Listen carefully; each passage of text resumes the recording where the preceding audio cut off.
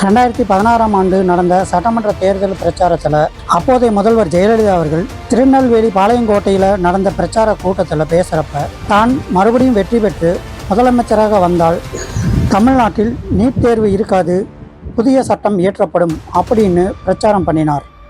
வாக்காளர் பெருமக்களே, உங்களது ஆதரவுடன் அனைத்திந்திய அண்ணா திராவிட முன்னேற்ற கழக அரசு மீண்டும் அமைந்தவுடன் மருத்துவ படிப்பு மற்றும் பல் மருத்துவ படிப்புகளுக்கு நுழைவு தேர்வு இல்லாமலேயே தொடர்ந்து மாணாக்கர்கள் சேர்க்கப்படும் வகையில் நடவடிக்கைகள் எடுக்கப்படும் என்ற உறுதியை இந்த நேரத்தில் நான் உங்களுக்கு அளிக்கிறேன்.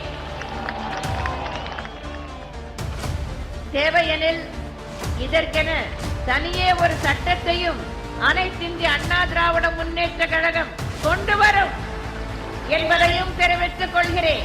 2016 தேர்தலில் வெற்றி பெற்று முதலமைச்சராகவும் ஆனார் ஜெயலலிதா. ஆனால் நீட் தேர்விற்கு எதிராக சட்டம் இயற்றினாரா?